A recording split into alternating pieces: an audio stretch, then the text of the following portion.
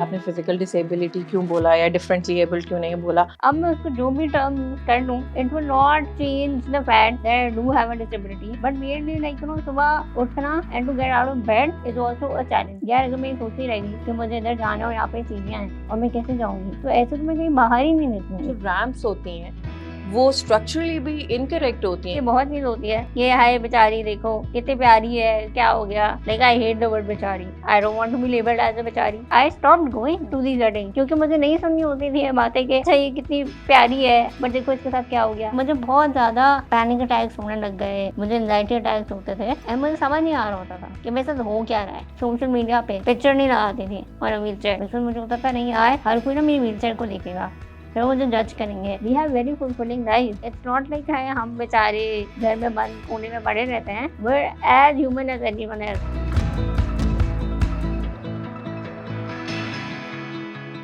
अस्सलाम वालेकुम एवरीवन। आज मॉम कास्ट पर हमारे साथ एक बहुत ही अमेजिंग गेस्ट हैं, Aamna Raheel, famously known as girl with wings on Instagram, जिसमें अपने ब्लॉग में वो अपनी मस्कुलर डिस्ट्रॉफी के बारे में बहुत वोकल हैं और फिज़िकली डिसेबल्ड लोगों के जो चैलेंजेस होते हैं और उनके जो राइट्स हैं वो एडवोकेट करती हैं।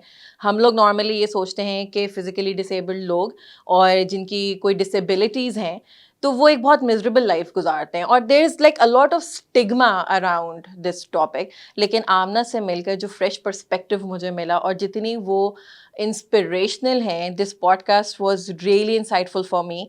और मैं चाहूँगी कि आप ये पॉडकास्ट पूरी देखें, आमना की जर्नी के बारे में जानें, उनके बिजनेस वेंचर्स के बारे में जानें और उनकी ज़िंदगी के बारे में जानें, और साथ में ये भी जानें कि हम एज अ सोसाइटी किस तरह से इंक्लूसिव हो सकते हैं। पॉडकास्ट पूरी देखिएगा, मॉम कास्ट को सब्सक्राइब कर दें और बेल आइकन भी प्रेस कर दें। आमना, बिल्डिंग में आपको आने में कोई प्रॉब्लम तो नहीं? क्योंकि मैंने नीचे पूछा था कि अगर किसी की फिजिकल डिसेबिलिटी है तो किस तरह से आए, तो उन्होंने हमें पार्किंग का बताया। How did you find it? नहीं, honestly I was quite impressed because बहुत सी बिल्डिंग में भी ये वाली फैसिलिटी नहीं होती। तो but like one thing I would say कि बिल्डिंग के मेन एंट्रेंस पे रैंप नहीं था। तो ऑब्वियसली आपने मुझे बता दिया था कि मैं पार्किंग से आ जाऊँ, यहाँ पे लिफ्ट है। बट अगर मैं नॉर्मली आ रही होती, क्योंकि मैं आती रहती हूँ इस बिल्डिंग में, तो मुझे नहीं पता था कि आप पीछे से आओ तो वहाँ पे रैंप है। तो मुझे थोड़ा सा कंसर्न होता है कि यार if it's a commercial building तो आप लोग सामने ही रैंप लगा दो, बिल्कुल तो इट्स एक्सेसिबल फॉर एवरीवन। बिल्कुल ऐसा ही है। और मैं आई थिंक इससे पहले कि मुझे लोग कमेंट्स में बोलना शुरू कर दें कि आपने फिजिकल डिसेबिलिटी क्यों बोला या डिफरेंटली एबल्ड क्यों नहीं बोला, आई थिंक कि मुझे नहीं डिसाइड करना चाहिए, हमें नहीं डिसाइड करना चाहिए। आमना, आई विल आस्क यू कि क्या डिफरेंटली एबल्ड कहने से कोई फर्क पड़ता है या थोड़ा ज्यादा सेंसिटिव है, या it's okay to say physical I disability? Think ये हर किसी का एक अपना ओपिनियन होता है, but if you ask me I prefer to be called disability only, because I feel कि अगर आप ये जो सारे वर्ड्स यूज करते हैं कि वो डिफरेंटली एबल्ड, स्पेशली एबल्ड, तो in a way you making someone feel different, you making someone feel special. और ये जो सारा नैरेटिव होता है इंक्लूजन का, या आई फील कि चेंज हो जाता है। Like if I have a disability, I want to own my disability. I don't want to use a sugar-coated word. I want to say that okay, I have a disability and I'm proud of it. मुझे कोई शर्म नहीं है कि मुझे एक disability है, क्योंकि that's a part of my life. अब मैं उसको जो भी टर्म यूज कर लूँ, it will not change the fact that I do have a disability and I need to own it. So I think I'm fine with being called a person with disability, और कि कोई मुझे बोले कि you have a disability, because सच्ची बात तो यही है।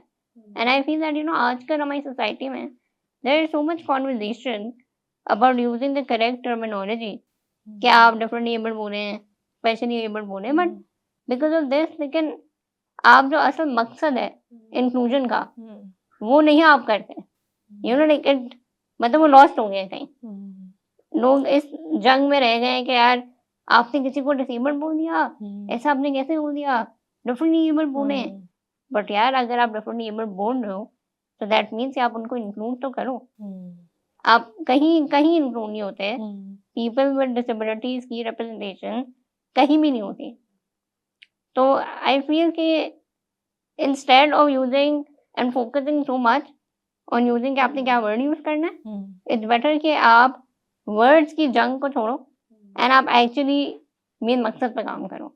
एंड आई थिंक कि एक स्टिग्मा है फिजिकल डिसेबिलिटी के अराउंड हमारी सोसाइटी में, तो कहीं ना कहीं अगर हम उसको डिफरेंट वर्ड अगर हम यूज कर रहे हैं तो उसको फर्दर स्टिग्मेटाइज और भी कर देता है. और एक आई थिंक अप्रोच ये होती है कि आई थिंक द रीजन के लोग चाह रहे होते हैं क्योंकि शायद हम लोग सेंसिटाइज्ड नहीं हैं एज अ सोसाइटी, तो ज्यादा जोर नाम के ऊपर आ गया है सेंसिटिविटी शो करने के लिए कि नहीं मैं इंक्लूसिव हूँ, that's why I am calling you differently able. यानी sometimes the intention is to be more inclusive but they end up excluding Yeah. So disabled people. that's like my concern कि अगर आपने इंक्लूड करना है तो आप इस तरफ काम करो कि आप बिल्डिंग में रैम्प्स बनाओ, आप उनको एक्सेसिबल बनाओ.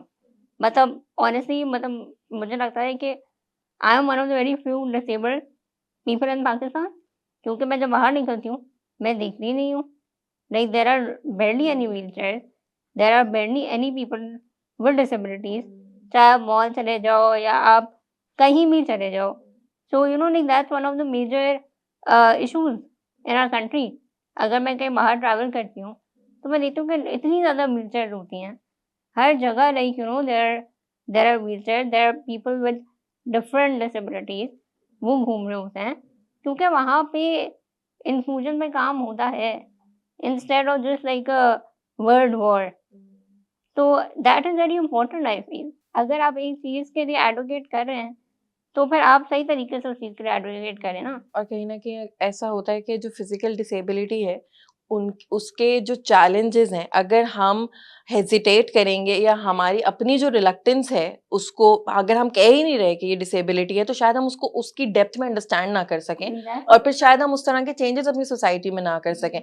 सो आई थिंक कि इवन विद राइट इंटेंशंस और इवन विद कि एक सेंसिटिव अप्रोच हम लेना चाह रहे होते हैं, बट आई थिंक हमें चीज़ों को एक ब्रॉडर ऑब्जेक्टिव तरीके से अगर हम देखें तो शायद हम बेहतर चेंजेस कर सकें. बट मैं अभी आपसे वैसे भी हम बात कर रहे थे, how has your life been specially living in Pakistan जो कि एसेसिबिलिटी इतनी कम है, कैसी आपकी लाइफ रही? Honestly, like I would say my life is a challenge which I have to overcome every day. क्योंकि मतलब मेरी लाइफ के अंदर वो आसानी नहीं है कि ठीक है आप सुबह उठ गई, आपने अपनी रूटीन कर ली और आपको कहीं-कहीं चैलेंज फेस होता है. बट मेरे लिए लाइक सुबह उठना and to get out of bed is also a challenge because obviously I need assistance. मैं असिस्टेंस के बगैर कुछ नहीं कर सकती. Be it like going to the bathroom, getting water, changing my clothes. तो मुझे हर टास्क के लिए थोड़ी असिस्टेंस चाहिए होती है. So if you would ask me, I would say कि my life itself is a challenge. But obviously जब आप एक added layer लगा देते हो कि आपका जो इंफ्रास्ट्रक्चर है वहाँ पे एक्सेसिबिलिटी नहीं है या आपकी सोसाइटी में एक्सेप्टेंस नहीं है, इंक्लूजन नहीं है, तो वो चैलेंजेस थोड़े एम्प्लीफाई हो जाते हैं. जैसे if going to school for me या people with disabilities is like a major challenge. Like a lot of people reach out to me on my Instagram and they're like कि हमारे बच्चे को डिसेबिलिटी है बट कोई school accept करने को तैयार नहीं है. हम अपने बच्चे को कहाँ एडमिशन दें, आपने कहाँ से स्कूलिंग की. तो मेरे पास लिटरली ये सवाल आते हैं कि हमारा बच्चा लाइक उसको हम कहाँ लेके जाएं. आपको कोई रेस्टोरेंट्स पता है जहाँ पे रैंप हैं जो एक्सेसिबल हैं, या हम उसको घुमाने के लिए कहाँ बाहर निकालें. तो I feel that because of these challenges like मैं अपने दोस्तों को भी ये बोलती हूँ कि यार अगर मैं सोचती रह गई कि मुझे इधर जाना है और यहाँ पे सीढ़ियाँ हैं और मैं कैसे जाऊँगी, तो ऐसे तो मैं कहीं बाहर ही नहीं निकलूँगी. ऐसे तो मैं अपने घर के अंदर बंद हो जाऊँगी. बिकॉज़ आप जहाँ चले जाएँ वहाँ पे आपको कोई ना कोई इशू फेस ज़रूर होगा. तो honestly like I feel that in other than my everyday routine being a challenge, ये वाले जब चैलेंजेस आते हैं ना तो वो और ज़्यादा एम्प्लीफाई कर देते हैं. और इवन व्हेन वी ट्राई तो हम वो जो रैम्प्स होती हैं वो स्ट्रक्चरली भी इनकरेक्ट होती हैं कि या तो उसका बहुत स्लांट होगा, वो स्लोप इस तरह का होगा कि वो व्हीलचेयर के लिए मतलब वो जो जो व्हीलचेयर जिन्होंने होल्ड की हुई है वो उसके लिए सूटेबल नहीं है. Definitely. So that's the thing ना कि यहाँ पे बस एक वर्ड की वॉर की चल रही होती है बट वो रियल चीज़ पे काम नहीं करते. रियल चीज़ बस हमने बस दिखा दी कि हाँ इस बिल्डिंग के बाहर हमने रैंप बना दिया पर वो थॉट नहीं डालेंगे कि यार ये क्या एक्सेसिबल होएगा एक पर्सन विद डिसेबिलिटी के लिए? एक जो बंदा व्हीलचेयर पे है, वो अकेले आ सकता है इधर? तो that's why like one of the thing that I really love जब मैं बाहर के मुल्कों में ना जाती हूँ, इज़ दैट उन्हें हर छोटी चीज़ में थॉट डाली होती है। वो चाहते हैं कि लाइक पीपल जो व्हीलचेयर पे हैं, जिनको कोई डिसेबिलिटी है वो बाहर निकलें, वो भी एक हिस्सा बने सोसाइटी का। और परहैप्स इसीलिए जो है वो नहीं भी निकलते, क्योंकि इतना मुश्किल है अगर निकलना, यानी एक मुल्क पूरा आपने बना लिया और आपने ये इंक्लूड ही नहीं किया, कि आपने ये सोचा ही नहीं कि हर तरह के, यानी हर तरह के डेमोग्राफिक, हर तरह के लिए एक सर्टेन फैसिलिटीज़ हों, और हर कोई जो है वो यानी बाहर निकले और बेसिक यानी पार्क जाना है, रेस्टोरेंट जाना है। और मतलब शायद इसीलिए, जैसे आप अभी कह भी नहीं थे कि मैं बाहर जाती हूँ, मुझे लोग नहीं मिलते, शायद इसीलिए वो डिस्करेज फील करते हैं कि यार क्या जाना, ये डेफिनिटली या चाहते ही नहीं है कि हम हुँ। बाहर निकलें। एंड ऑनेस्टली मैं ऐसे लोगों को पर्सनली जानती हूँ, जो अपने घर में ही रहते हैं। और जब मैं उनसे ये सवाल करती हूँ ना कि यार ठीक है you have a disability but आप बाहर क्यों नहीं जाते? हुँ, तो दे आर लाइक हमारे पास बाहर जाना इतना मुश्किल है कि हम कैसे बाहर लेके जाएँ? हर किसी के पास इतने लोग नहीं होते स्टैंड बाय पे कि जो उनको बाहर लेके जाएँ या उनके लिए चीज़ें कर रहे हों। Not everyone has that kind of privilege and बहुत से लोगों को दे फील एम्बैरेस्ड आल्सो क्योंकि आपकी कोई ऐसे हेल्प कर रहा है, सीरियस आपको उठा के लेके जा रहा है, इट्स वेरी ह्यूमिलिएटिंग। ये इंसान का सेल्फ कॉन्फिडेंस खत्म करती है चीज़। दूसरा बंदा तो आपकी हेल्प कर रहा है बट जो बंदा हेल्प हो रहा है, उसके लिए तो एक बेसिक राइट है ये। तो in a way like it shatters your self confidence. तो आई फील दैट ये चीज़ नहीं होनी चाहिए। बिल्कुल ऐसा है। And I think is this the reason that you also created your Facebook group, and I think हम लोग उसके बारे में डिटेल में एंड पे बात करेंगे। पहले मैं I would really like to ask you about your childhood, because I was reading your Instagram post, उसमें आपने एक बड़ा, मुझे बहुत लाइक वो मुझे वो लाइन आप याद रह गई कि आपने कहा कि I wanted to turn my adversities into opportunities, and कैसा आपका बचपन था, एजुकेशन और experiences, friendships, how was it? So honestly, like when I was born, so obviously like I was born like any other normal baby. But जब मैं 2 साल की थी, सो मेरी ये डिज़ीज़ डायग्नोज़ हुई, मस्कुलर डिस्ट्रोफी। मेरे पेरेंट्स मुझे अमेरिका लेके गए, वहाँ पे it got diagnosed and obviously जब ये पता चला that it's like a life long disease, it has no cure, doctors don't even know कि एग्ज़ैक्टली एग्ज़िस्ट क्यों करती है। तो it was a very devastating moment मतलब मेरे पेरेंट्स के लिए भी because they had never raised a child with a disability. तो देवर के कोई सही तरीका उनको नहीं पता था। तो मैं हर जगह ये बात कहती हूँ कि while I was growing up और मैं अपने आप को सँभाल रही थी और अपने बारे में चीज़ें सीख रही थी। एट द सेम टाइम मेरे पेरेंट्स भी चीज़ें सीख रहे थे। तो कोई राइट और रॉन्ग नहीं था कि बच्चे को सिखाया जाए या बताया जाए। तो ऑनेस्टली बहुत से चैलेंजेस आते थे बिकॉज़ कोई स्कूल एक्सेप्ट करने को तैयार नहीं था। But thankfully like there was one school which welcomed me, they accepted me. उन्होंने मेरे रैम्स बनवाए। So I am grateful to my teachers कि उनने मुझे वो प्लेटफ़ॉर्म दिया कि मैं आराम से स्कूल जाती थी। ऑल्सो लाइक इनिशियली ऑल्सो जब when I was a child I was growing up मुझे अपनी डिज़ीज़ खुद समझ नहीं आती थी। लेट अलोन के मेरे साथ जो बच्चे पढ़ते थे, वो समझ सकें कि why there are certain things which I can't do या आई कैन डू। तो ऑब्वियसली थोड़ा-सा वो बुली का भी फैक्टर होता था। लोग आपका मज़ाक उड़ाते थे, लोग आपसे पूछते थे कि अच्छा तुम ये क्यों नहीं कर सकती? या कभी-कभार वो आप पे लुक डाउन अपॉन करते थे, जो कि बहुत नेचुरल सी बात होती है। Like I don't hold it against them but it's a natural thing क्योंकि होता है। क्योंकि बिकॉज़ हमारी अर्ली एज में भी हमें नहीं सिखाया जाता, एम्पैथी नहीं सिखाई जाती, हमें जो मेन चीज़ें होती हैं कि आपने एक्सेप्टेंस सीखनी है, इंक्लूजन सीखना है, ये नहीं बताया जाता हमें। जैसे मेरे nieces एंड नेफ्यूज़ हैं, तो उन्होंने मुझे देखा है बचपन से ही। तो दे अंडरस्टैंड, दे नो कि लाइक अच्छा दुनिया में इस तरह के लोग एग्जिस्ट करते हैं जिनको कोई डिसेबिलिटी होती है, जो सर्टन चीज़ें नहीं कर सकते, ये चीज़ें सब ओल्ड एज में आके नहीं होती। So from a very early age, they have that concept. They understand the concept of empathy. They understand the concept of acceptance. They understand the concept of diversity. But a lot of kids back, I would say 30 years ago, नहीं थी। उस वक्त तो बिल्कुल भी awareness नहीं थी। And अपने बच्चों को कोई नहीं सिखाता, ना ही ये चीज़ स्कूल में सिखाई जाती है। अगर स्कूल में इस तरह के बच्चे एक्सेप्ट ही नहीं हो रहे, तो आप लर्निंग कहाँ करोगे? But Alhamdulillah, I was one of those people who got accepted, and I did my schooling. I went to university also, and after university, अगर कोई भी इंसान एक नॉर्मल लाइफ का रोड मैप बनाता है, तो कहता है मैं स्कूल जाऊँगा, यूनिवर्सिटी जाऊँगा, फिर मैं जॉब पे जाऊँगा। But for me it was very difficult because यहाँ पे कोई जॉब अपॉर्चुनिटीज़ भी नहीं होती। So when I was in university, मुझे बहुत डर लगता था बिकॉज़ मैं कहती थी अच्छा मैंने यूनिवर्सिटी तक तो सोचा है रोड मैप, लेकिन उसके आगे क्या? यहाँ तो कोई अपॉर्चुनिटीज़ नहीं है। मुझे कौन जॉब देगा? मैं कहाँ जाऊँगी?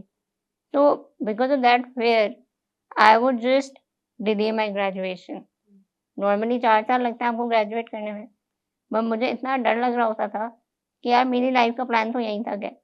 उसके बाद तो मैंने कुछ सोचा ही नहीं है कि मैं हर महीने, हर साल ग्रेजुएशन को डिले करती थी। But I graduated in like 6 years. I think अब 6 साल हो गए। About time I graduate.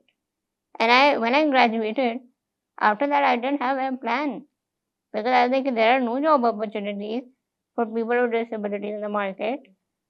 For someone who is able bodied, उनको जॉब मिलना इतना मुश्किल होती है, या अगर जॉब मिल भी जाती है, तो it comes with a lot of work pressure, बहुत स्ट्रेसफुल होता है। It's like a big commitment. तो आई थिंक मैं वो कैसे करूँगी fulfil? But then obviously we plan and Allah plans.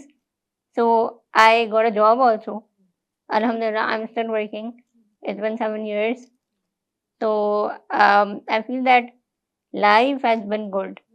Alhamdulillah, I'm grateful. Like Allah has been very kind to me that way. And you found a inclusive workplace. How inclusive is your workplace? कैसा work So environment? honestly, like my workplace, it all depends on the kind of people that you work with, I feel. So Alhamdulillah, like my team, they are very inclusive. मुझे कभी भी feel नहीं होता that मैं उनकी तरह नहीं हूँ। Like I have a disability, you I that something that I can't do. कहीं मैं लेकिन काम में फंस जाती हूँ तो they help me out. They make sure कि मेरे पे इतना बर्डन नहीं हुए वर्क का, इतना स्ट्रेस नहीं हुए। So they take care of these things which is very important. क्योंकि अगर आपके काम पे एक्सेप्टेंस नहीं है, तो फिर आप उस एनवायरनमेंट में नहीं रह सकते। तो आई फील दैट एक कंफर्ट फील करना in a workplace is very important.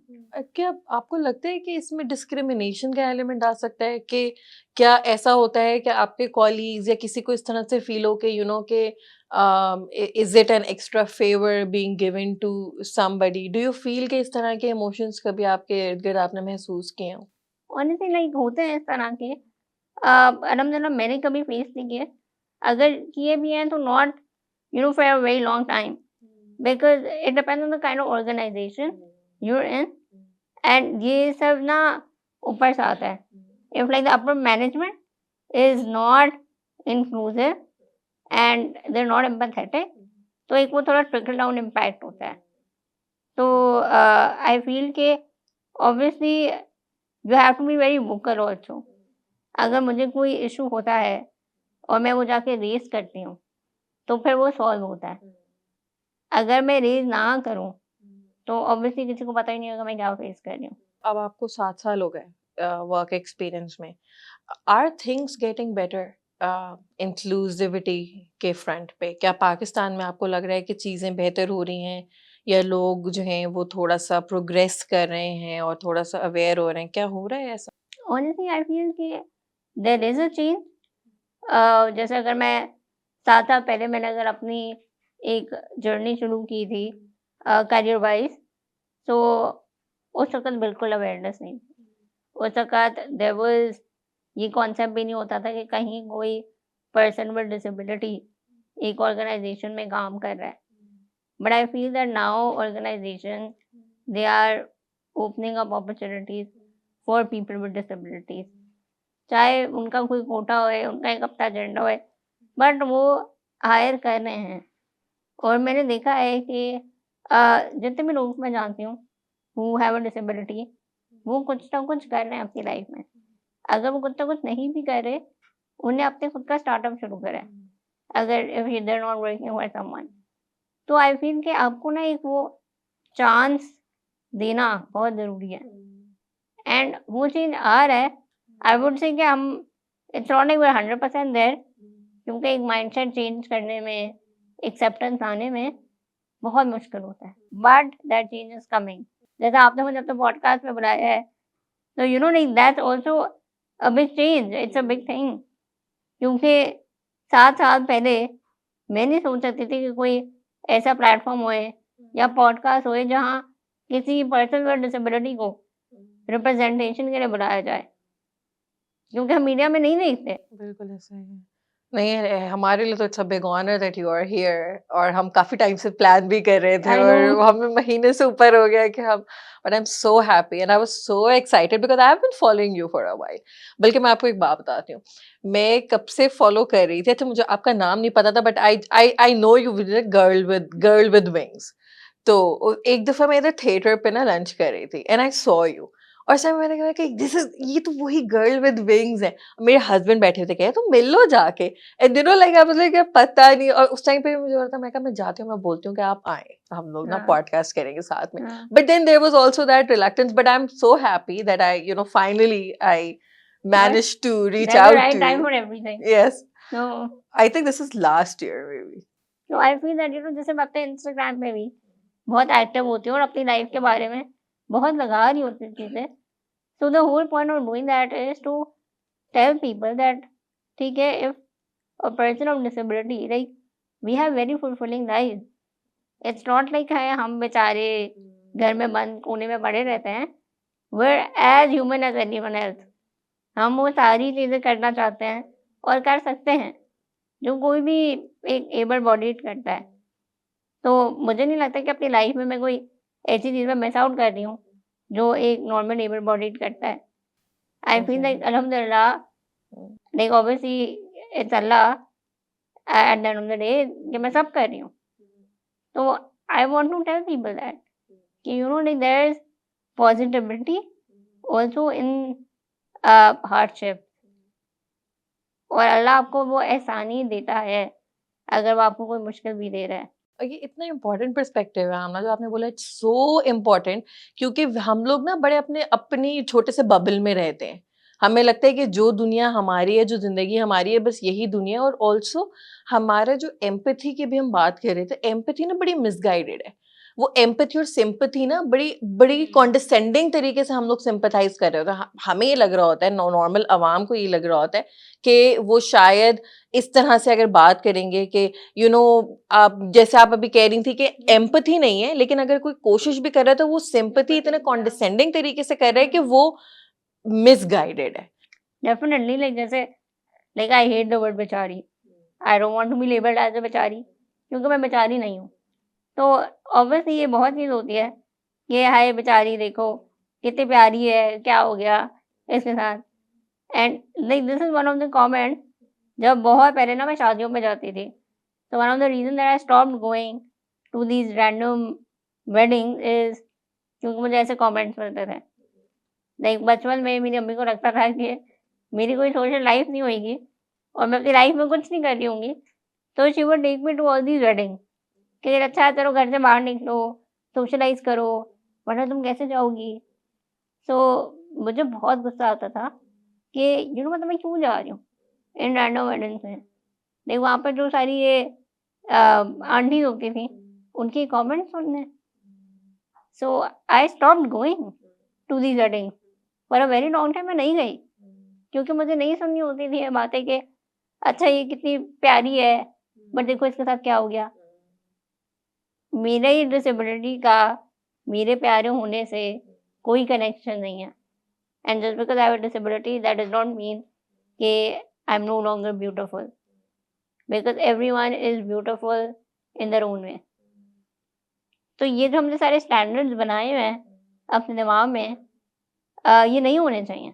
बिल्कुल। एंड आई थिंक यहाँ पे ये डाइकोटमी भी है कि डिसेबिलिटी को, यानी if they are looking at you and they are just looking at one thing, और वही आपकी उसके बियॉन्ड वो एक इंसान के तौर पे, जैसे आपने कहा कि अगर फिजिकल डिसेबिलिटी का मतलब ये नहीं है कि उनकी लाइफ फुलफिलिंग नहीं है, और ये इतना इम्पोर्टेंट पर्सपेक्टिव है क्योंकि this is what society does, कि वो सिर्फ एक इंसान को उसकी जो आइडेंटिटी है वो उसको सिर्फ वहीं तक लिमिटेड कर देते हैं, क्योंकि जो उनको नजर आ रहा है और जो उनकी लिमिटेड सोच है, तो वो वहीं तक ही उनको देख रहे हैं कि this is what this person's life is all about. या which is not the case, because अगर आप देखें बहुत से बहुत लाइक लोग बहुत चीज़ें कर रहे होते हैं। Like I am an entrepreneur, I am working, I have my own platform जो मैंने स्टार्ट करा है। Like I am doing so many things, I go out, like I just told you कि यहाँ से मैंने एक बर्थडे पे जाना है। सो लाइक अल्हम्दुलिल्लाह I have friends, I have a good family. तो देयर इज़ नथिंग जो मेरी ज़िंदगी में लैक करता है। और I think this would be the right time to ask you about your Facebook group, क्योंकि जहाँ पर सोसाइटी को एजुकेशन की ज़रूरत है, अवेयरनेस की ज़रूरत है, क्या आपको लगता है कि जो फिज़िकल डिसेबिलिटी की कम्युनिटी है, अगर हम इसको कम्युनिटी, मैं आपकी फेसबुक कम्युनिटी के उससे बोलूँ कि एक तो ये कि हमें एज अ सोसाइटी अवेयरनेस की ज़रूरत है, एजुकेशन की ज़रूरत है, और हमें इंक्लूसिव होने की भी ज़रूरत है। आप जो फिजिकल डिसेबिलिटी के साथ जो लोग हमारे मुल्क में और इन सर्कमस्टांसेस के साथ रह रहे हैं, और फिर अगर प्रिविलेज भी नहीं है, हेल्प भी नहीं है, और कहीं ना कहीं वो स्टिग्मा है ऑब्वियसली, और इट इज़ वेरी डिफिकल्ट कि एक इंसान की ही पूरी जिम्मेदारी बन गई है कि अब वो अपने ऊपर लगे हुए स्टिग्मा को भी डील करे, और वो फिर कॉन्फिडेंस भी गेन करे, और वो स्ट्रेंथ भी गेन करे। So how are you addressing these issues in your group, and tell me about your Facebook group तो as well. ऑनेस्टली जैसे आई जस्ट टोल्ड यू कि मुझे लगता था कि अपनी लाइफ में मतलब पूरी लाइफ में मुझे लगता था कि इट्स जस्ट मी और थोड़े बहुत लोग हैं who have some sort of disability, क्योंकि ऑब्वियसली मैंने बाहर देखी ही नहीं, मैं देखती नहीं हूँ बाहर। बट देन आई फेल्ट कि नहीं यार, ऐसे नहीं हो सकता, मेरी तरह के और बहुत लोग होंगे। So I founded this group which I wanted to for a very long time, क्योंकि मुझे ये चीज़ जो बहुत फील होती है इज़ दैट किसी को डिसेबिलिटी होती है तो दे severely lack confidence, they don't have like a strong support system, क्योंकि जब आप घर से बाहर ही नहीं निकलते ना आपके दोस्त बन सकते हैं, जो आपको एक सोशल इन्वायरमेंट भी चाहिए होती है। तो आई फेल्ट कि यहाँ पे वो चीज़ एग्जिस्ट नहीं करती। तो I wanted to like create a group जो एक सपोर्ट ग्रुप होए for people with disabilities. Like यहाँ पे हर चीज़ के लिए हमारे पास ग्रुप होते हैं। Like we have a group for all women, married women, single women, we have a group for like employment, we have a group for everything, complaints, कोई भी आपकी क्वेरी हो है, कुछ आपने ढूंढना हो है, like there's literally a group for everything, but there is no group for people with disabilities जहाँ पे एक कम्युनिटी हो है कि लोग आके बात कर रहे हैं एक दूसरे से, एक दूसरे का सपोर्ट सिस्टम बन रहे हैं। कोई भी उनकी क्वेरी हो है, किसी को जॉब चाहिए हो है, तो वो जॉब कहाँ से ढूँढे? लाइक मुझे अपने इंस्टाग्राम पे ना बहुत ज़्यादा सवाल आते हैं, जिसमें से ये होता है कि गाइडेंस चाहिए होती है लोगों को कि अच्छा अब हमें जॉब चाहिए, कौन-सी ऐसी जगहें हैं जहाँ पे हम जॉब के लिए अप्लाई कर सकते हैं, जो इंक्लूसिव हैं? या हमें रेस्टोरेंट जाना है, कौन से ऐसे रेस्टोरेंट्स हैं जहाँ पे रैंप्स हैं? हमें कोई भी चीज़। तो for me like you know obviously सबका जवाब देना एक थोड़ा-सा चैलेंजिंग हो जाता है। I wanted to create a group जहाँ पे लोग आपस में कम्युनिकेट करें। तो when I founded this group, मुझे आइडिया नहीं था कि लिटरली कोई 2 से 3 महीने में मेरे पास 3 से 400 लोग हो जाएँगे उस ग्रुप में, who have like different disabilities.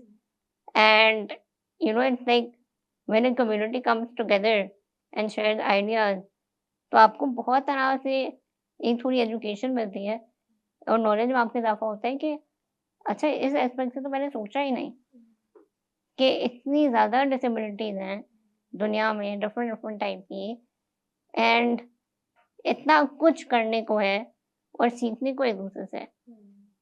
And अल्हम्दुलिल्लाह आई feel that I am like a few lucky one जिसको एक अच्छा सपोर्ट ग्रुप मिला है, एक सपोर्ट सिस्टम है जिसके पास like I have a good family, good friends, social life भी है, जॉब भी कर रही हूँ, सब कर रही हूँ, but not a lot of people have that. So you know like that communication is very important कि आप किसी से कुछ शेयर कर दो, किसी को कुछ बात बता दो। And the main point of having this group is just to communicate because communication solves a lot of issues.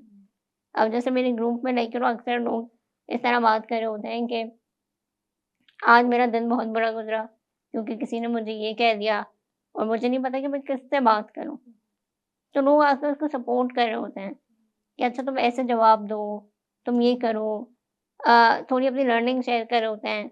जैसे एक ग्राफिक डिज़ाइनर है, तो वो कहता है अच्छा मैं आपको फ्री में ग्राफिक डिज़ाइनिंग सिखाऊँगा, so you can earn a livelihood. तो इस तरह की ना एक-दूसरे की हेल्प कर रहे होते हैं, which is very wholesome to see. And I think एक कम्युनिटी जब एक चीज़ शेयर करती है तो वो शायद उनके इमोशंस भी मिसगाइडेड नहीं होते, ना वो ओवरडू कर रहे होते हैं और ना वो अंडरडू कर रहे होते हैं। क्योंकि मुझे ऐसा लगता है कि एबल बॉडीड लोग समटाइम्स वही जो हम मिसगाइडेड सिंपैथी की भी बात कर रहे थे and sometimes they can be very insensitive as well और मतलब they can be very shaming as well और स्टिग्मेटाइज़ भी कर सकते हैं। और मैं एक चीज़ सोच रही थी कि एक तो इतना अच्छा इनिशिएटिव है, एट द सेम टाइम इतना रिसोर्सफुल भी है और अगर एबल बॉडीड लोग भी कम्युनिटी जॉइन करेंगे तो उनको भी डिफरेंट डिसेबिलिटीज़ के बारे में पता लगेगा कि जैसे कि मैं अभी जब आपका ही जैसे इंस्टाग्राम के थ्रू मुझे मस्कुलर डिस्ट्रॉफी के बारे में आइडिया हुआ कि उसके क्या-क्या चैलेंजेस हैं। सो मैं आई थिंक जो द क्वेश्चन हियर इज़ कि हमारे यहाँ क्या होता है कि लोग पूछना चाह रहे होते हैं कि व्हाट आपको क्या हुआ या आप क्या व्हाट हैपेंड टू यू और वो बड़े इनसेंसिटिव तरीके से हाँ, अक्सर वो एग्ज़ैक्टली आ रहे हाँ। होते हैं। So how would you guide them कि अगर लेट्स से कि उनका कोई क्वेश्चन भी है, अगर वो आपको कहीं पे मिलते हैं या कहीं पे देखते हैं, तो how can they approach you and can you also tell us a little about muscular dystrophy and Honestly, I want people to ask me instead of just assuming क्योंकि बहुत से लोग अज़्यूम करते हैं यार इसको तो पोलियो है। तो एक थोड़ा-सा एक और मुझे आके बोलते भी हैं कि अच्छा आपको पोलियो है क्या? क्योंकि सिम्पटम्स तो पोलियो वाले हैं। आई एम लाइक नहीं मुझे तो मस्कुलर डिस्ट्रोफी है। बट इट्स जस्ट दैट आप अज़्यूम क्यों कर रहे हो? Simply just come and ask me. Like there is no shame in asking. मेरे nieces एंड नेफ्यू मुझसे पूछते हैं रोज़ कि आमना खाला why can't you work? What happened to you? And मैं उनको बताती हूँ, मैं उनको समझाती हूँ कि जैसे मुझे मस्कुलर डिस्ट्रोफी है, बहुत से लोगों को बहुत चीज़ें हैं। तो I feel there is no shame in asking, but just don't assume things कि इसके साथ तो ये हुआ होएगा। हर चीज़ के पीछे ना कोई ड्रामेटिक स्टोरी नहीं होती। But so I feel that पूछना चाहिए and it's important to ask. And अगर मैं मस्कुलर डिस्ट्रोफी के बारे में थोड़ा-सा बताऊँ तो इट्स अ डिज़ीज़ जो आपकी मसल्स की को वीक करती है। अब ऑब्वियसली मसल्स आपके ऑल ओवर योर बॉडी होते हैं, तो उनको विद टाइम वीक करनी होती है। एंड ऑब्वियसली अगर आपको एक ऐसी डिज़ीज़ है, तो उसके साथ एडेड और डिज़ीज़ेज़ भी हो जाती हैं। जैसे I have another disease called scoliosis. तो आपकी जो स्पाइन होएगी, वो कर्व हो जाती है। तो ऑब्वियसली मतलब अगर मैं सिर्फ़ मस्कुलर डिस्ट्रोफी बोलूँ, तो उसका इम्पैक्ट इतना नहीं होएगा। बट वो जो साथ-साथ एडेड डिज़ीज़ेज़ लेके आती है ना, वो थोड़ा-सा इम्पैक्ट ज़्यादा हो जाता है। जैसे मुझे मेरी इम्यूनिटी बहुत लो है, मैं बहुत जल्दी फ्लू कैच कर लेती हूँ। रेस्पिरेटरी इश्यूज़ होते हैं, डाइजेशन इश्यूज़ होते हैं। तो थोड़ा-सा ना ये चैलेंजिंग हो जाता है इन अ वे कि it's not just the disease, it's the other diseases and the other complication जो डिज़ीज़ अपने साथ लेके आती है। और आपका पाकिस्तान के हेल्थ सेक्टर के साथ किस तरह का एक्सपीरियंस है डॉक्टर्स के साथ, और आपको क्या लगता है कि मेडिकल फैसिलिटीज क्या हमारे पास इक्विप्ड हैं दोनों तरह से, इमोशनली भी और फिजिकल हेल्थ के लिए भी? ऑनेस्टली मतलब I am 33 and I don't have a doctor. अगर मैं बोलूँ कि एक डॉक्टर जिसको मेरी पूरी हिस्ट्री पता होए, जो मेरे बारे में जानता होए, जो गाइड कर रहा होए, तो there is none of there is no one. तो दैट्स अ वेरी लाइक, क्योंकि मैंने जितने डॉक्टर्स के पास गई हूँ, मैंने जितने लोगों को ट्राई करने की कोशिश की है, मुझे एक बहुत बड़ा गैप नज़र आता है। कि ठीक है, अगर वो मतलब कोई अगर मेरे पेट के बारे में सोच रहा है, तो वो मेरे हार्ट के बारे में नहीं सोच रहा। It's a disease which impacts your entire body. तो यहाँ पे स्पेशलाइज़्ड हैं, बट कोई ऐसा डॉक्टर नहीं है, जो आपको पूरी तरह गाइड कर सके। जैसे अभी मैंने आपको बताया कि लोगों को लगता है मुझे पोलियो है, तो जब इधर मैं डॉक्टर्स के पास जाती थी पहले, उनको भी लगता था कि इसको पोलियो है, तो मेरी डिज़ीज़ इधर डायग्नोज़ ही नहीं हुई थी। मेरी डिज़ीज़ अमेरिका में डायग्नोज़ हुई थी। तो हमारा लेकिन हेल्थ सेक्टर वैसे ही इतना पीछे है इन चीज़ों में। बट अब जाके आई फ़ील कि लोगों को पता है कि मस्कुलर डिस्ट्रोफी क्या होती है। अगर मैं डॉक्टर्स के पास जाती हूँ, then they do have a clear idea कि okay what muscular dystrophy is, but still like there is no proper guidance. मेरे लिए थोड़ा-सा शॉकिंग हो रहा है। ऑल्दो मतलब ऐसा नहीं है कि मैं कोई बहुत हाई रिगार्ड पे नहीं। रखती हूँ, लेकिन इट्स वेरी शॉकिंग Yeah. क्योंकि it adds to the challenges, और हमारी लैक ऑफ इंक्लूसिविटी की कितनी बड़ी मतलब एक एग्ज़िबिट ए है ये, कि हर सेक्टर में, जैसे कि अब आप किस बैंक में जाएँ, यानी जो ज़रूरी चीज़ें जो हमारे सरकार के इदारे हैं, आपके डॉक्यूमेंट्स वाले और ये सारे, और फिर हेल्थ सेक्टर, डॉक्टर, वो कितना सीप इन करता है हर सेक्टर। बहुत ज़्यादा। अब जैसे फॉर एग्ज़ाम्पल अगर मुझे एटीएम से पैसा निकालना है, तो मैं नहीं निकाल सकती, क्योंकि देयर इज़ कोई एटीएम नहीं है जो एक्सेसिबल नहीं हुए दैट वे। अगर होएगा भी तो मतलब एक आध कहीं, एक आध ब्रांच के अंदर, बट वो भी मशीन इतनी ऊँची होती है कि मेरी हाइट ही नहीं पहुँचती कि मैं पैसे निकाल लूँ उससे।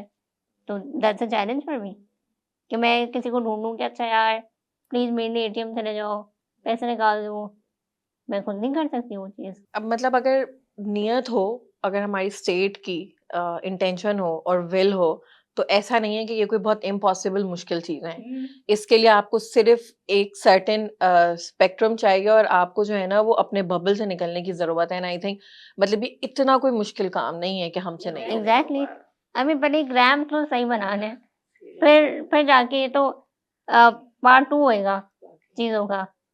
बट अभी तो जो रैम्प्स हैं, वहीं से मोटे के बस ठीक है, बिल्डिंग के नक्शे में हमने जगह छोड़ी थी, यहाँ रैंप बना देते हैं, दैट्स इट। एंड इसीलिए आपका जो इंस्टाग्राम है स्पेशली, और जिस तरह से आप बात करती हैं and you share your story, मतलब I have like huge respect for what you do Aamna, इसी वजह से, क्योंकि आपको ना इंसान को ना खुद खुद को भी ना एक रियलिटी चेक की जरूरत होती है। अपने जो आपने बिलीव्स, अपने इतने सालों से आपने कंडीशन किया होता है, और क्योंकि एक सोसाइटी इसी तरह से फंक्शन कर रही है, तो आपने कभी सोचा ही नहीं। इसलिए आपकी आवाज़ इतनी ज़रूरी और इतनी पावरफुल है।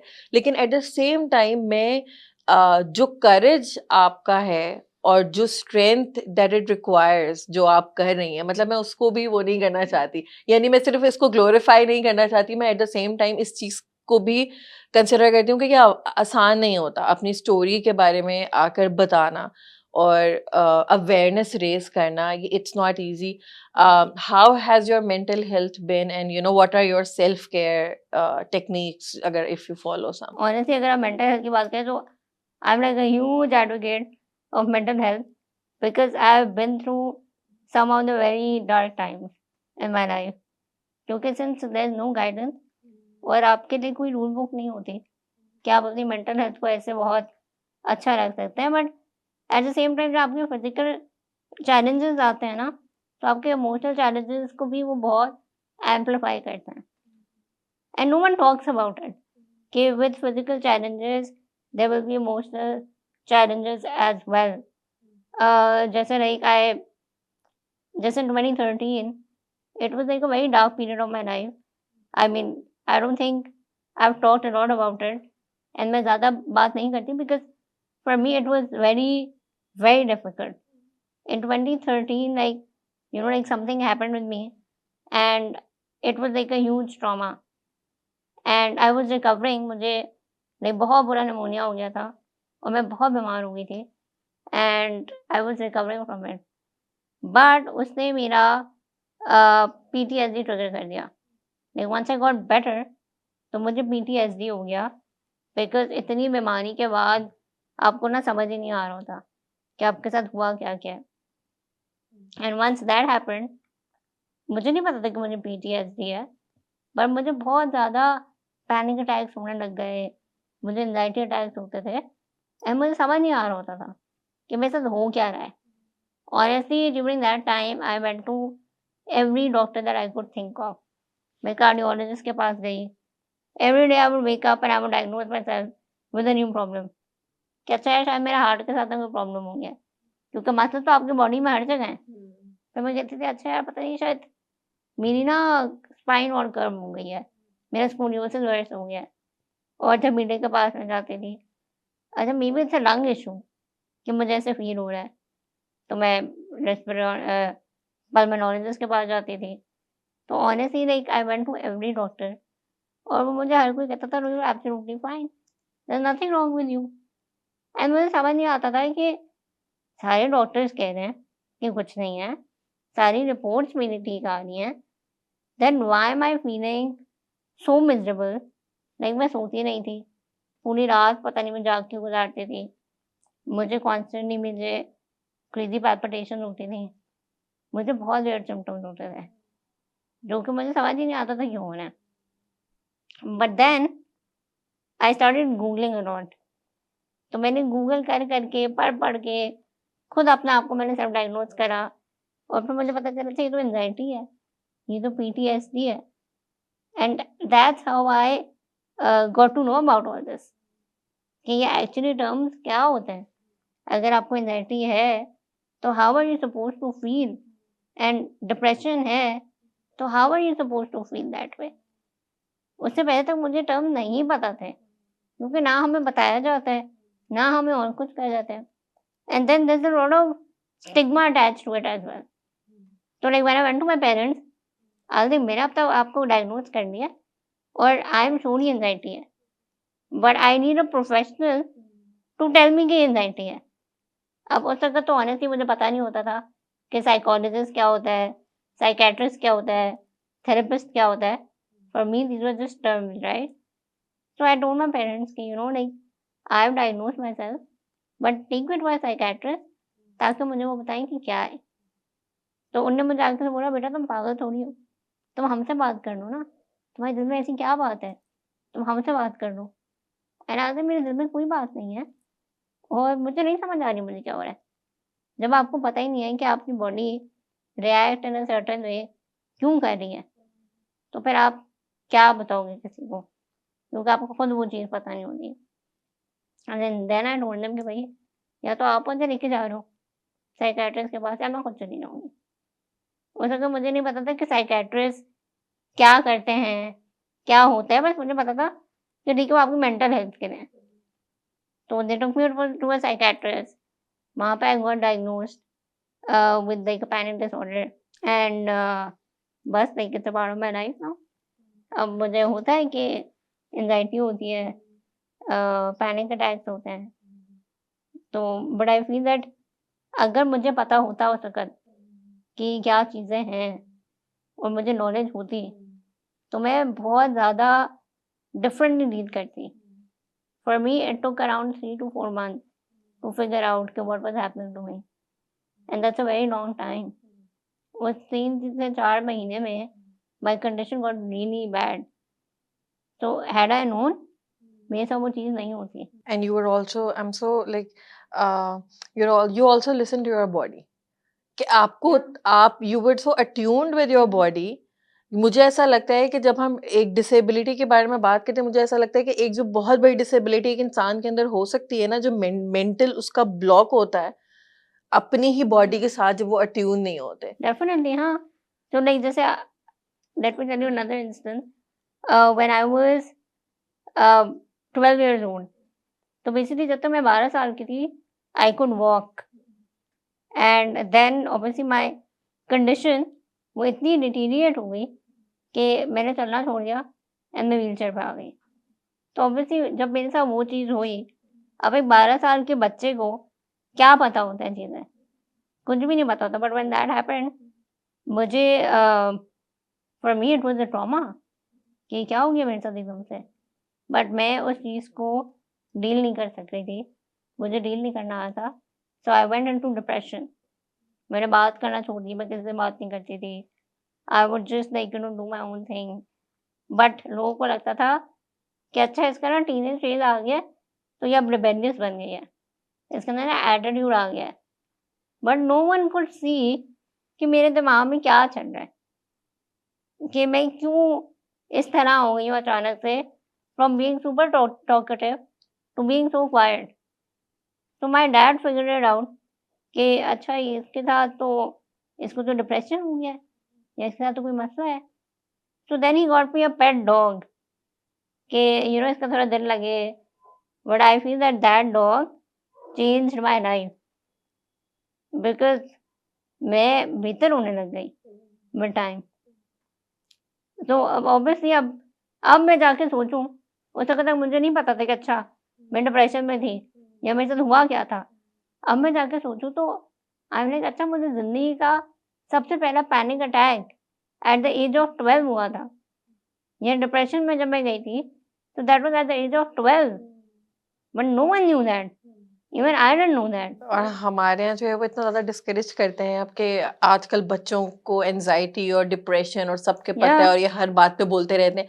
एंड आई ऑल्सो मुझे यही मैं ये फील करती हूँ कि they have these words now या and they have this knowledge because knowledge is power. जब आपके पास एक चीज की अवेयरनेस होती है, जैसे कि अब आपकी एक तो because you were listening to your body and then you had to do the work या योरसेल्फ कि ये क्या है। अगर आपके पास वो वर्ड है ना, ऑलरेडी उसके अराउंड कॉन्वर्जेशन हो रही है, बात हो रही है, तो आपके पास ऑलरेडी कुछ आइडिया तो होता है कि यार ये कहीं मुझे एंजाइटी तो नहीं हो रही। So I think it's definitely. Actually a bit, do you think it's a bit better कि आजकल के बच्चों के पास ये सारे वर्ड्स हैं? ऑनेस्टली डेफिनेटली ये है कि बिकॉज़ दे आर अवेयर, उनको बार-बार and honestly not just the kids, उनके जो पेरेंट्स भी हैं, now they are also aware. They understand कि अच्छा ऐसी चीज़ें एग्ज़िस्ट करती हैं। पहले तो आप इग्नोर कर देते थे ये चीज़ें कि नहीं आपका बच्चा रिबेलियस हो रहा है, नहीं इसमें एटीट्यूड आ गया है, नहीं ये तो आप बस कुछ बना लेते कि अच्छा बच्चे हैं। बट ये वर्ड्स होना it's very important and this is what I tell my nieces and nephews कि ठीक है आपको क्या हो रहा है? आपको एंग्ज़ायटी हो रही है? आपको क्या हो रहा है? आप सैड हो? लाइक आपने इमोशंस को फ़ील करना is very important and you shouldn't ignore your emotions क्योंकि उसका इम्पैक्ट आपकी बॉडी पे आता है। I also know that you are a big advocate of loving yourself as well. And आपकी जो product है ये भी सामने रखी हुई है. Tell me about this. कब से start किया आपने अपना ये venture and what is it about? So honestly, I feel कि like having mental health challenges and also having physical challenges, अगर मैंने एक चीज़ रियलाइज़ की है that it's very important to love yourself because अगर आप खुद से प्यार नहीं करते तो आप एक्सपेक्ट नहीं कर सकते कि दुनिया आपसे प्यार करे। Like I tell everyone that the reason that alhamdulillah I'm so loved, people come to me, they want to meet me, they want to be my friend is because I give out that kind of energy in the world. अगर मैं खुद बहुत bitter होके ऐसे गुस्से में अकेले कोने में बैठी रहूँ, खुद से मैं प्यार नहीं करूँ, मुझे अपना आप खुद पसंद नहीं हुए, तो मैं कभी भी एक्सपेक्ट नहीं कर सकती कि people are gonna like me, they will love me for who I am. और अगर I am not comfortable in my own skin और मैं खुद ही एक्सेप्ट नहीं करूँगी कि मैं कैसी हूँ, तो मैं ये कैसे एक्सपेक्ट कर सकती हूँ कि मेरे सामने जो बंदा है, वो मुझे एक्सेप्ट करे for who I am. So the whole reason behind my brand जिसका नाम ब्लूम है, is to love yourself because if a flower can bloom after winter, so can you. So that's like the whole idea. And I do like a lot of like candles जो भी आपकी self care and self love से related चीज़ें होती हैं, lot of positive affirmation products, तो इस तरह की चीज़ें हैं in my brand. But I feel that अगर आप खुद से प्यार करना सीख लें, तो आपके लिए चीज़ें बहुत आसान हो जाती हैं। Self love and self confidence are two of the major things जो which are the reason for your motivation. That's just sounds wonderful और मैं बहुत क्यूरियस हूँ इसको खोलने के लिए, सो आई थिंक सेम, हम लोग जो सेम। हैं वो, and thank you so much Aamna, like this is so sweet of you. और ये इतनी प्यारी पैकिंग में है ये।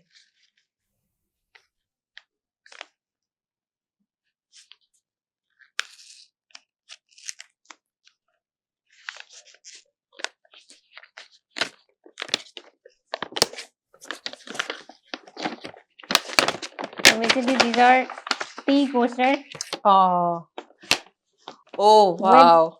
positive affirmations. Don't let anyone dull your shine. This is your reminder you're awesome, you're powerful, you're capable of achieving anything. You have got this. Yeah, I love this.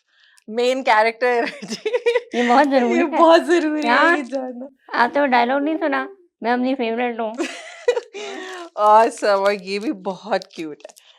Thank you so much Aamna, this is so sweet and these are so cute. अब हमारे जो है वो अक्सर आपको हमारी podcast में ये और नजर आया करेंगे कि इनके ऊपर जो है वो कप्स रखे हुए हैं। और मैं आपको ये कह रही थी कि जो पर्सपेक्टिव आप शेयर करती हैं, अपनी स्टोरी शेयर करती हैं इंस्टाग्राम पे भी, एक इतना अच्छा पर्सपेक्टिव, अभी रिसेंटली मैं आपकी एक रील देख रही थी जिसमें you talked about the person who takes care of you. और मैं उस टाइम पे सोच रही थी कि लाइक मैंने कभी नहीं देखा किसी को ये बात करते हुए। How is your relationship with your caretaker? honestly I feel that my caretaker is my life. एक तो मेरी अम्मी है, मेरी life line, and second would be my caretaker because I can't do anything without her. Like I'm so dependent on her.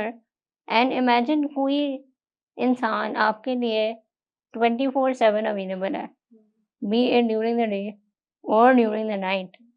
अगर मुझे कभी रात को जाना पड़ता है बाथरूम या on days when I'm not well, तो मैं रात को ऑब्वियसली जागी हुई होती हूँ, मुझे बहुत इश्यूज़ होते हैं, तो मेरे साथ-साथ मेरी केयरटेकर भी जागी हुई होती है।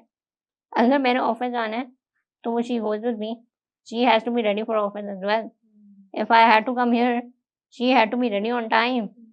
तो आप बस किसी इंसान ने आपके लिए एक अपनी लाइफ डेडिकेट कर दी है, जो आपके टाइम टेबल पे चल रहा है।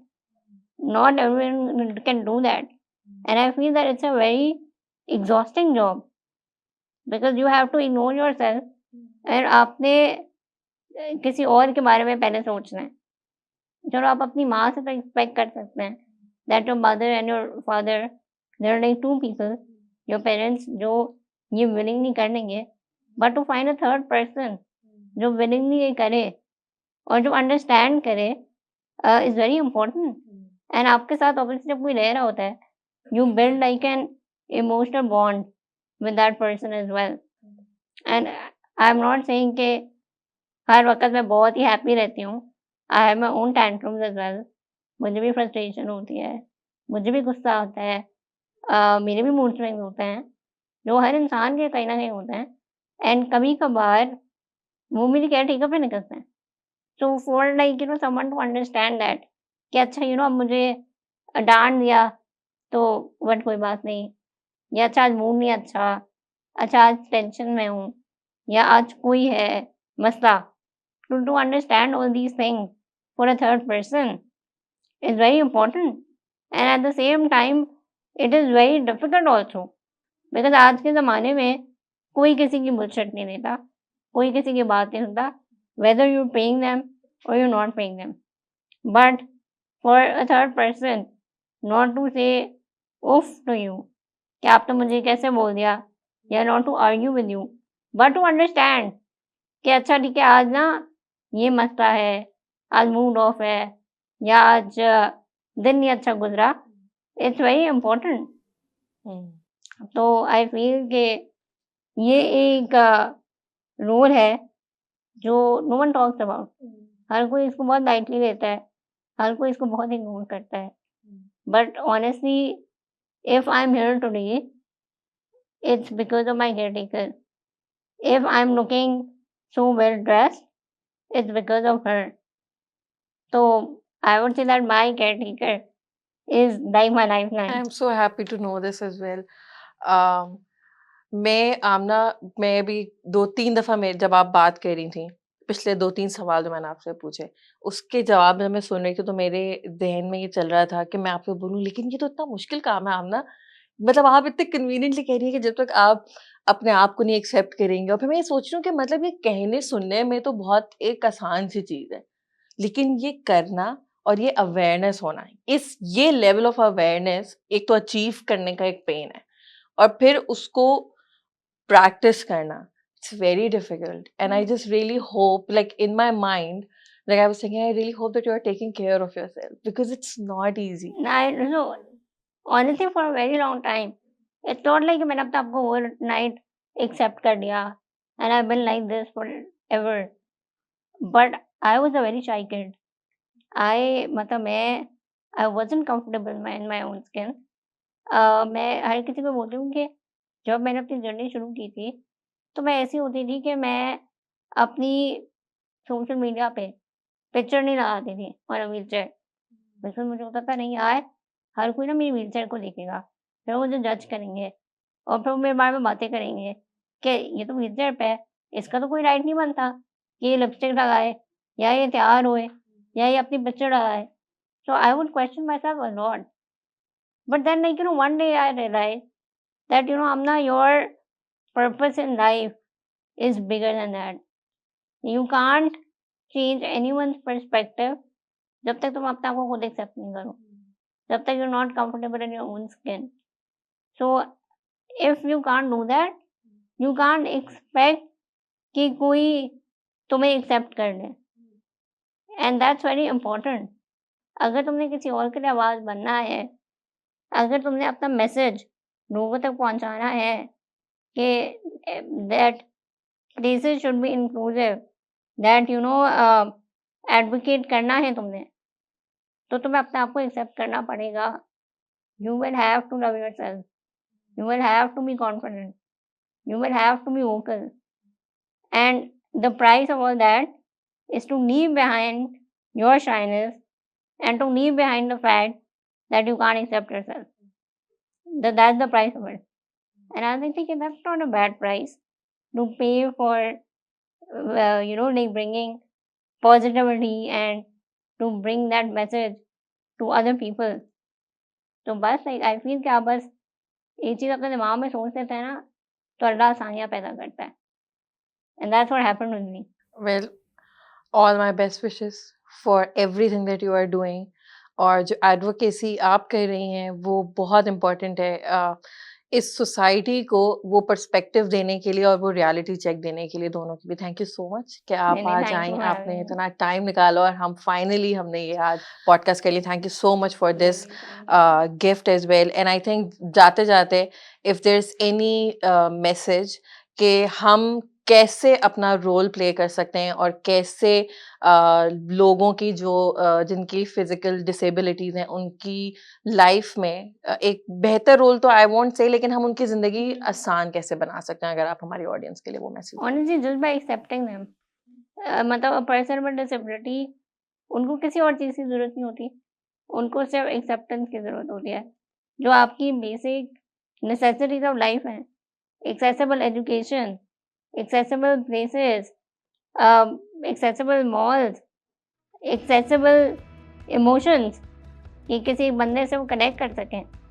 तो I feel that's the only thing जो लोगों का माइंडसेट बदल सकती है, अगर वो सिर्फ एक्सेप्ट कर लें कि अच्छा इस तरह के लोग भी एग्जिस्ट करते हैं दुनिया में और उनका पूरा राइट है उस तरह रहने का जिस तरह बाकी लोग रहते हैं। So that's it.